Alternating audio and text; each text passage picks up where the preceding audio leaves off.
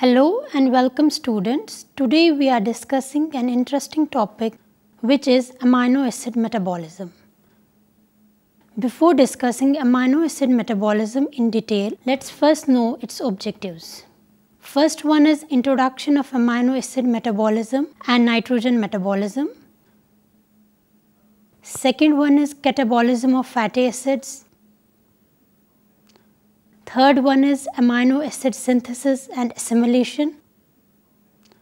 Fourth one is urea cycle. And fifth one is amino acid degradation.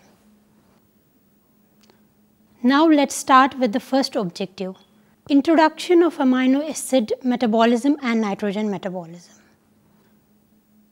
There are about 150 amino acids in our bodies, but only 20 are most important, which are referred as standard amino acids. Amino acids provide the building blocks for proteins and they also supply nitrogen required for nucleotide building blocks. For example, ATP, GTP, RNA and DNA. These nucleotides also have central roles in metabolism as well. Other important stuff like neurotransmitters is made from amino acids too. The broad subject area of amino acid metabolism includes several processes such as protein synthesis and degradation, conversion of carbon skeletons of amino acids to amphiphobic intermediates, urea synthesis, and the formation of a wide variety of physiologically active compounds such as serotonin. Every living cell must have a supply of amino acid constantly available for diverse synthetic processes, especially protein synthesis. These amino acids may be derived by synthesis from simple substances, that's from glucose as a carbon source and ammonium ion as a nitrogen source, or by their absorption from the surrounding environment. There are 20 standard amino acids. They are found in nearly all proteins. The standard amino acids differ from each other in the structure of the side chains bounded to their carbon atoms, for example glycine, aniline, etc. Now essential and non-essential amino acids. The organisms differ markedly in terms of their ability to carry out the de novo synthesis of protein amino acid from inorganic substance. Most microorganisms and plants are competent in all such synthesis, but most animals lack about half of these synthetic capabilities. For the later organism, amino acids may then be classified as essential or non-essential. On the basis of most frequently employed experimental criteria, an amino acid is considered essential if it is included in our diet for optimal growth or for the maintenance of nitrogen balance. The essentiality of an amino acid is not only a function of criteria employed for its determination, but is a function of many other variables, including the presence of metabolically related substance in the diet.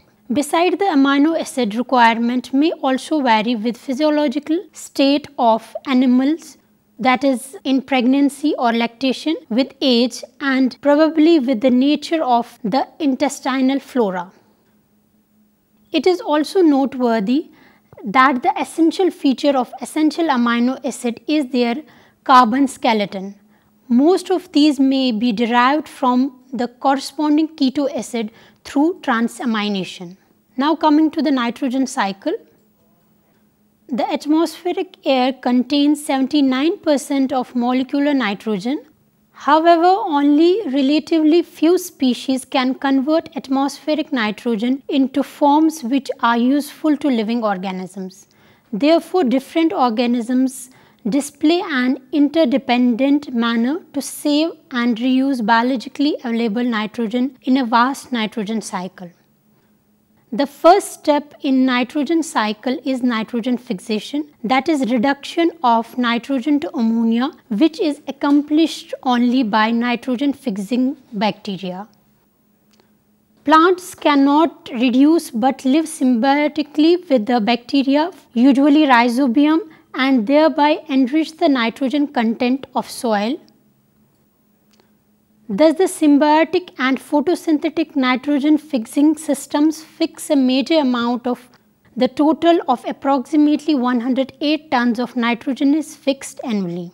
Ammonia can be used by most living organisms. The soil bacteria, which are so abundant and active, oxidize soil ammonia first to NO2 and then to NO3. The process is called as nitrification.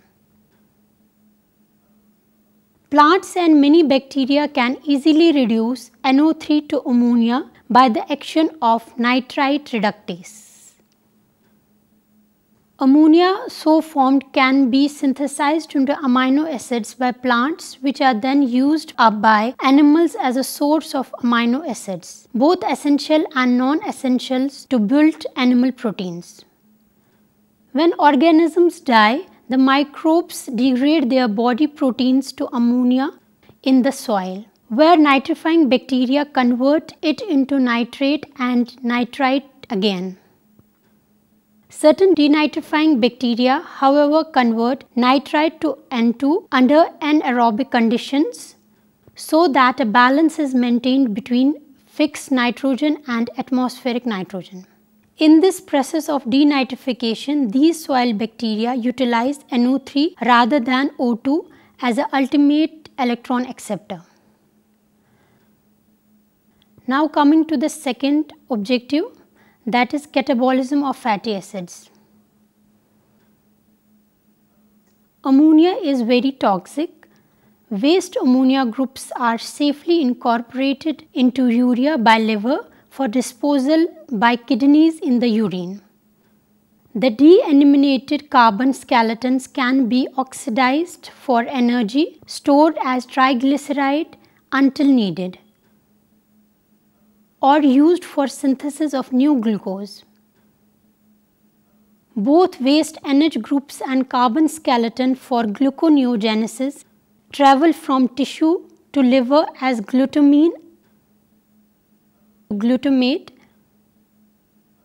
and alanine. Glutamate is a central molecule in amino acid and nitrogen metabolism. Transaminases funnel waste ammonia to glutamate. Glutamate can be oxidatively deanimated to release free ammonia, which enters urea cycle. Aspartate formed by transamination of oxaloacetate provides the other N3 groups for urea. The carbon skeleton is eventually recycled to oxaloacetate, then transaminated to aspartate. The newly formed urea travels in the blood to the kidneys, where it is excreted in the urine. Some ammonia groups also come from deamination of glutamine in liver and in kidney. Transamination and deamination of amino acids. Transamination reaction serves two processes. First, they help to maintain adequate levels of non-essential amino acids required for protein synthesis. They also funnel amino acid groups catabolized amino acids to glutamate and aspartate for eventual excretion as urea.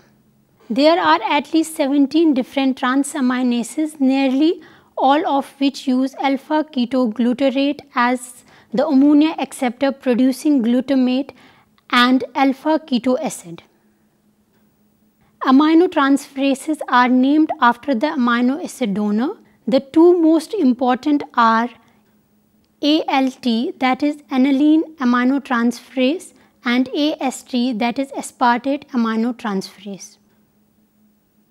During amino acid catabolism, AST transfers amino groups from glutamate to oxaloacetate to form aspartate, which is used as a source of one of the ammonia group for urea synthesis.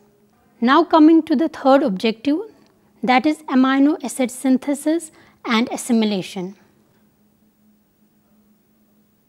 Amino acids are synthesized from metabolites of other pathways. Plants and bacteria can synthesize all 20 of amino acids, whereas we humans cannot synthesize 9 of them. These 9 amino acids must come from our diets and are called as essential amino acids. The essential amino acids are histidine, isoleucine, leucine, lysine, methionine, phenylalanine, threonine, tryptophan and valine. The other 11 amino acids are called as non-essential amino acids. They include aniline, arginine, asparagine, aspartate, cysteine, glutamate, glutamine, glycine, proline, serine and tyrosine. Glutamate can be converted to alpha ketoglutarate either by release of free ammonia in the glutamate dehydrogenase reaction or by transamination reactions catalyzed by any of a number of aminotransferases. These reactions are key steps in the metabolism of nearly all of the amino acids and are critical in nitrogen metabolism. Glutamine is converted to glutamate by glutaminase. Glutaminase and glutamate dehydrogenase are the two most important enzymes used for releasing free ammonia from amino acids. Arginine is converted to orthanine in the urea cycle because in the urea cycle net breakdown of arginine by urea cycle requires net breakdown of the orthanine. Proline is converted to glutamate by two enzymes that essentially reverse the synthesis pathway. Histidine breakdown is more complex and involves a significant rearrangement. The alpha carboxyl group of histidine becomes the alpha carboxylate of the glutamate product of the pathway. The final step in the production of glutamate results in formation of N,5,4-amino tetrahydroxyfolate. Another tetrahydroxyfolate derivative is used for some biosynthetic reactions. Now coming to the fourth objective, that is urea cycle. The urea cycle was discovered by Hans Krebs and Kurt Henslett. Excessive amino groups are channeled into a single excretory end product. Bony fish excrete ammonia and are thus called as ammonotelic animals. The liver of the bony fish releases ammonia into the bloodstream where it is carried to the gills where it is rapidly cleared. Birds and reptiles excrete uric acid and thus are called as uricothelic animals. Excretion of urea requires lot of water. Terrestrial animals excrete urea and are called as urothelic animals. In urothelic organisms, excess ammonia is channeled to the mitochondria of the liver cells and converted into carbamyl phosphate. Carboxylyl phosphate enters the nitrogen into the urea cycle. The urea produced in the liver is released into the bloodstream. The kidney filter out the urea. The urea is ultimately excreted in the urine. The urea cycle consists of 4 reactions. The first reactions occur in the matrix of mitochondria. The subsequent reactions occur in the cytosol. This is a pathway that spans 2 cellular compartments.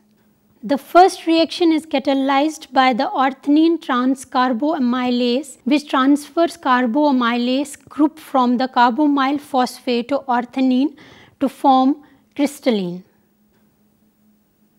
The second reaction is catalyzed by arginine succinate synthetase.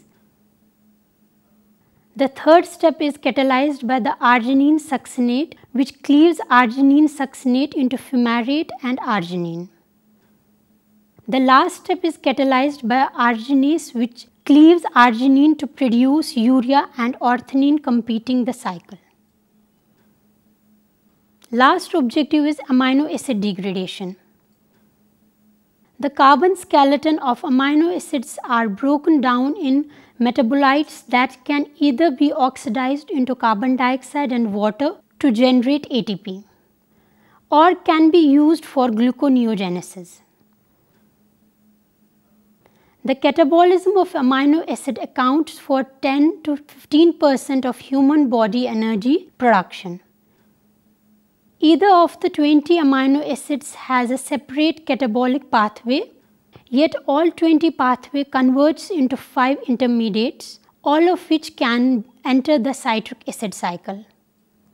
From the citric acid cycle, the carbon skeleton can be completely oxidized into carbon dioxide or diverted into gluconeogenesis or ketoneogenesis. Glucogenic amino acids are broken down into one of the following metabolites: pyruvate, alpha-ketoglutarate, succinyl-CoA, fumarate, or oxaloacetate. Ketogenic amino acids are broken down into acetoacetate or acetyl-CoA. Large amino acids like tryptophan, phenylalanine, tyrosine, isoleucine and threonine are both glucogenic and ketogenic. Only 2 amino acids are purely ketogenic. They are lysine and leucine. All amino acids except leucine and lysine can provide carbon skeletons for glucose synthesis. Leucine and lysine provide carbon skeletons for ketone body synthesis. The carbon skeletons of amino acid provide glucose, ketone bodies and carbon dioxide. Synthesis of 12 non-essential amino acids. Carbon skeleton of 11 of the 12 non-essential amino acids are produced from intermediates of glycolysis and TCA cycle. Serine, cysteine, glycine, aniline from the glycolytic intermediates. Aspartate, aspargine, glutamic acid, glutamine, proline from the TCA intermediates. Histidine is derived from glucose via the pentose phosphate pathway. Arginine is produced from orthonine by urea cycle. Tyrosine, the 12th non-essential amino acid, is derived from essential amino acid phenylalanine. Nitrogen is supplied as ammonia via transamination using glutamic acid as the ammonia donor, or in case of the glutamic acid synthesis by the reaction catalyzed by glutamate dehydrogenase. Most amino acids are deaminated as described above to produce alpha keto acids. In the fed state, these alpha keto acids can be used to synthesize triglycerols. In the fasted state, they produce glucose, ketone bodies and carbon dioxide. In the fasted state, amino acids become a major source of energy. Muscle protein degradation supplies these amino acids, which the liver uses to synthesize the glucose and ketone bodies required to sustain. It's all about this topic. Hope you understood it well. Thank you.